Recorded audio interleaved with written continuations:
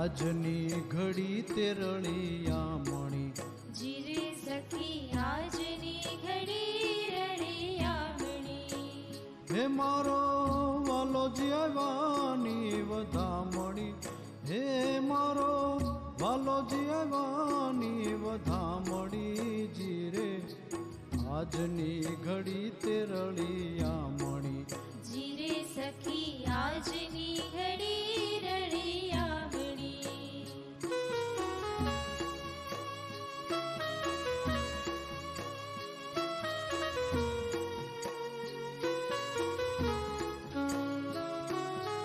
આલા લીલા વાસ વઢાવીએ જીરે સખી આલા લીલા વાસ વઢાવીએ હે મારા વાલાજીના મંડપ પર ચાવીએ હે મારા વાલાજીના મંડપ પર ચાવીએ જીરે આજની ઘડી તે રળિયામણી જીરે સખી આજની ઘડી રળિયામણી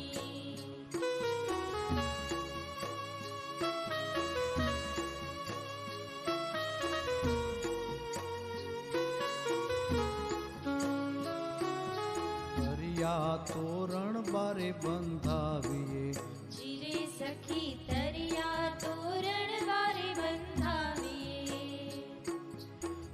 મોતીડે ચોક પુરાવીએ જીરે મોતીડે ચોક પુરાવીએ જીરે આજની ઘડી તે રળિયામણી જીરે સખી આજની ઘડી રળિયામણી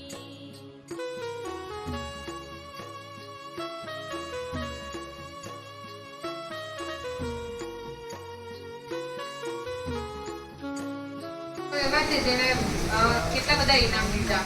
આદિત્યભાઈ છે, પેલા પ્રેરક, ઋષિબેન, પેલા એમની મમ્મી રોશની.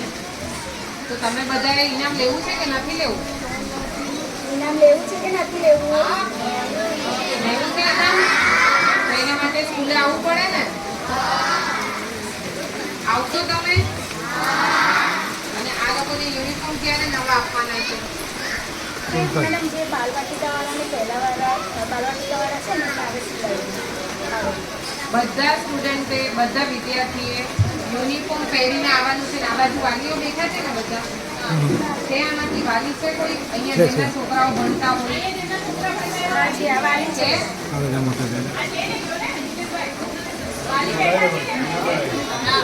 આપણા વાલી છોકરા ભણે છે ને. જો અહીંયા મમ્મી પણ છે એટલે હું કહું છું બધા છોકરાઓને યુનિફોર્મ પહેરીને મોકલવા. યુનિફોર્મ પહેરીને બે ચોટલા વાળીને મોકલવાના છે. છોકરીઓને છોકરાઓ હોય તો એના વાળ કટ કરીને એવું લાગવું જોઈએ કે સ્કૂલમાં મોકલીએ છીએ. તમે તમારા બાળકો માટે અડધી કલાક તો કાઢી જ શકો ને. અડધી કલાક કાઢવો જોઈએ કેમ કે તમારા બાળકો છે. ટીચર તો અહીંયા કેટલું કરાવી શકે. 11 થી 5 નો ટાઈમ હોય, 5 વાગ્યા પછીની જવાબદારી તમારી છે. એટલે તમે તમારા બાળકોને વ્યવસ્થિત મોકલો. એવું નથી સમજવાનું કે સરકારી સ્કૂલમાં મોકલી દીધા એટલે સરકારના ભરોસે. એવું ના હોય. તમારે તમારા બાળક માટે થોડી મહેનત કરવી પડશે. દિશાને એપ વિશે ખબર છે તમને લોકોને? મોબાઈલમાં કોઈ એપ્લિકેશન ડાઉનલોડ કરી છે તમે? નથી ખબર. જો જેના છોકરાઓને જેના મધર એક્ટિવ હશે ને એને તો ખ્યાલ જ હશે. પણ હજી પણ સમય છે. આપણા બાળકો હજી નાના છે. પાયો મજબૂત થશે તો આગળ વધશે. અને એવું જરાય નથી. સરકારી સ્કૂલ વાળા બહુ આગળ હોય છે. હું સરકારી સ્કૂલમાંથી જ ભણીને આવી છું.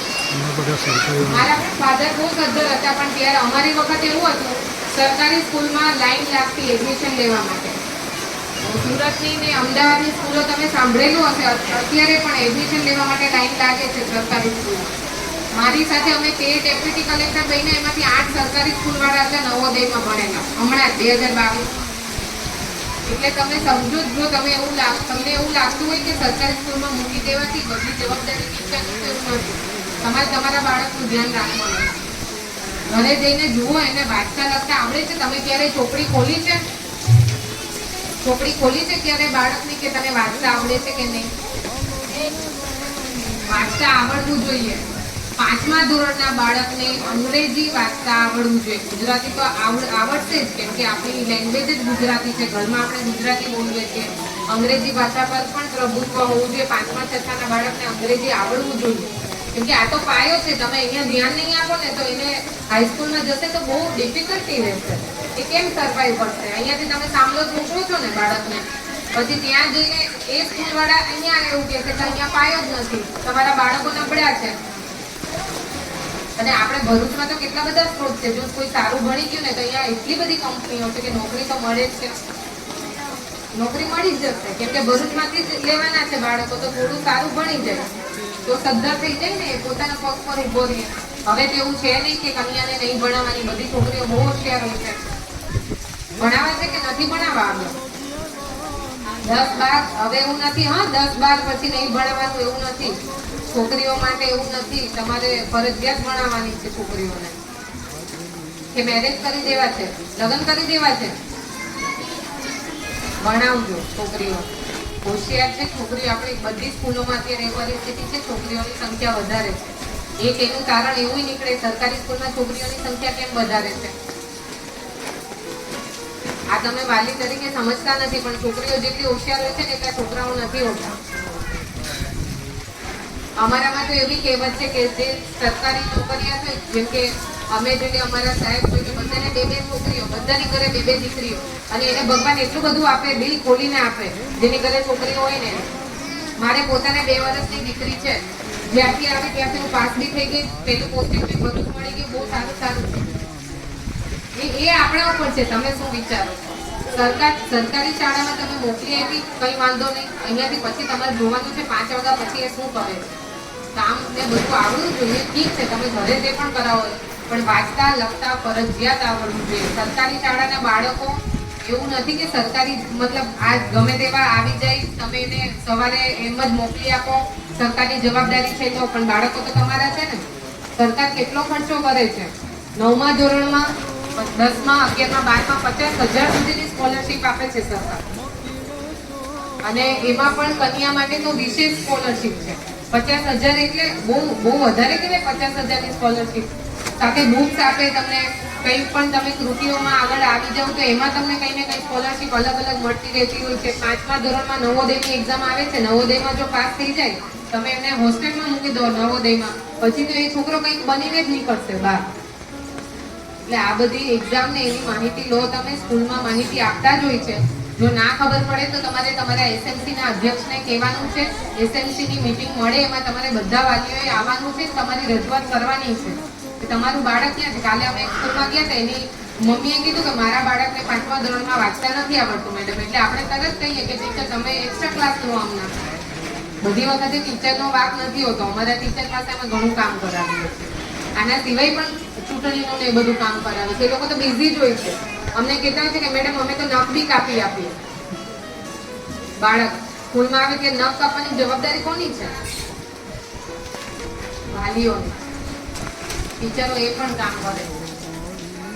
એવી સ્કૂલ ને એવી શાળા આપણે બનાવીએ કે અમારા છોકરાઓને મૂકવાય. તો હું અત્યારે વિચારતી હતી કે આંગણવાડીને જોઈ મને એવું લાગ્યું કે હું મારું જો અહીંયા ને અહીંયા જોયું તો હું મારી છોકરીને પણ હું આંગણવાડીમાં મૂકી. કેમ કે પ્રાઇવેટમાં એવી કોઈ વસ્તુ આપતા નથી. હું લેવા જાઉં સ્ટેશનરીમાં તો એ નથી મળતું જે તમને અહીંયા આવે છે. જે બધા ચાર્ટ ને બધું દિવાલ પર લગાવેલું હોય છે. આજે એપની વાત કરું છું, જી શાળા એક પ્રાઇવેટ સ્કૂલ પાસે નથી, અને એ લોકો માંગે છે સરકાર પાસે. સરકારે બહુ લાખોનો ખર્ચો કર્યો છે આની પાસે. તમે એકવાર એપ્લિકેશન ખોલીને જોજો, તમારા બાળકને કહેજો મોબાઈલમાં બતાવે તો. અહીંયા જે પાઠ ભણાવ્યો હશે એનું તમે રિવિઝન ત્યાં ઘરે કરી શકશે તમારો બાળક. ખાલી મોબાઈલ ખોલવાનો છે, એપ્લિકેશન ખોલો, એ પાઠ ચાલુ થઈ જશે ને એમાં તમે એમને ભણાવો. કદાચ રજા પડી હોય 5-6 દિવસની, તો તમે એમાંથી રિવાઇઝ કરી લો. અને આ તો તમે રિવિઝન એવું તો તમે કરાવશો તો ટીચરનું કામ ઓછું થઈ જશે. એટલે આના પર ધ્યાન આપો. આપણે પ્રવેશોત્સવ તો 2002 થી આપણે ઉજવીએ છીએ. દર વખતે સરકાર કંઈ ને કંઈ અલગ લાવે છે. આ વખતે ભારણ છે કે તમે એસએમસી ને સ્ટ્રેન્થન બનાવો. એસએમસી ની મીટિંગ થાય, એસએમસી ના અધ્યક્ષ પાસે તમારી રજૂઆત થાય. વાલી તરીકે તમારી જવાબદારી વધારે છે. તમે જેટલી જવાબદારી ટીચરની છે એટલી જ તમારી છે. તમારા બાળકો માટે તમારે એટલું તો કરવું જ જોઈએ, બરાબર ને? જો સ્કૂલમાં અમે કોઈ બી સ્કૂલમાં હું જાઉં ને એટલે 5 મિનિટ હું નહીં કોઈ પણ જાય એટલે 5 મિનિટમાં એનું તારણ અમે કાઢી લઈએ કે આમાં બાળક કેવા છે, ટીચરે શું કર્યું હશે, આના પેરેન્ટ ધ્યાન આપે છે કે નથી આપતા. 5 જ મિનિટ થાય ઓળખતા. એટલે 2 ચોટલા વાળીને મોકલવાના છે, તેલ વેલ નાખીને શિસ્ત, આપણે શિસ્ત શીખવવાનું છે બાળકને. આ પાયો છે. તમે ટીચર તરીકે તમારે પણ ધ્યાન આપવાનું છે. યુનિફોર્મ પહેરીને ના આવે તો હું ગ્રાન્ટ કેન્સલ કરી દઈશ એની. યુનિફોર્મના પૈસા સરકાર આપે છે તો યુનિફોર્મ પહેરાવાનો છે. યુનિફોર્મનો મતલબ શું? શેના માટે યુનિફોર્મ સરકાર આટલા બધા પૈસા શેના માટે ખર્ચે છે? પહેલા એવું હતું કે અમારી પાસે પૈસા નથી એટલે અમારે યુનિફોર્મ નથી. હવે તો સરકાર એના પૈસા આપે છે. સરકારે ગ્રાન્ટ એટલા માટે આપી છે કે અહીંયા જે બધા બાળક આવે ને એક સરખા દેખાય. યુનિફોર્મ પહેર્યો હોય તો એક સરખું લાગશે. એવું નહીં લાગે કે આ બાળક આ ઘરેથી આવ્યો છે, આવો છે, તેવો છે, એ સદ્ધર ફેમિલીમાંથી છે કે આવું છે. યુનિફોર્મ એટલે એક જેવા દેખાશે. એના માટે યુનિફોર્મની રચના કરવી. હવે તમે એમાં ગ્રાન્ટ જો તમે વાપરી નાખતા હોય તો હું ગ્રાન્ટ કેન્સલ કરી દઈશ. તમારે રિપોર્ટ કરવાનો છે મેડમ. કોઈ પણ સ્ટુડન્ટ યુનિફોર્મ વગર આવે ને તો એ ના ચાલે. અને વાલીની જવાબદારી છે અડધો કલાક સવારના કાઢી જ શકે. 8 વાગે નોકરીએ જતા હોય ને તો 5 વાગે ઉઠે. કેમ ના ઉઠાય? અહીંયા સુધી મને પૂછવામાં હું આજે યાદ કરું ને તો મારા મા બાપનો બહુ મોટો ફાળો છે. હું જ્યારે વાંચતી 10મા બોર્ડની એક્ઝામમાં મારા પપ્પા મારી સાથે 4 વાગે ઉઠીને વાંચતા. એટલે તમે તમારા છોકરાઓને જેવા બનાવવા છે ને એવા બની શકશે. હજુ બી કાચું છે, હજુ પાકું નથી, કાચું કાચું છે. તમારે જેવા બનાવો એવા બનશે. અને છોકરાઓ તો ઘણા હોશિયાર છે. જો આ મોઢે બોલવું, અડધી કલાક મોઢે યાદ રાખીને બોલવું ને બહુ મોટી વાત છે. સ્ટેજ ફિયર હોય, સ્ટેજ ઉપર અહીંયા આવીને તમે 2 શબ્દ ના બોલી શકો. આ છોકરાઓ ક્યારના બોલે છે, અડધી કલાકથી મોઢે પણ બોલે છે. એટલે એમના માટે તો તમારે ખરેખર એક કરવું જોઈએ કે આપણા છોકરાઓ બહુ હોશિયાર છે સ્કૂલના. ખાલી તમારે થોડી ધ્યાન આપવાની જરૂર છે.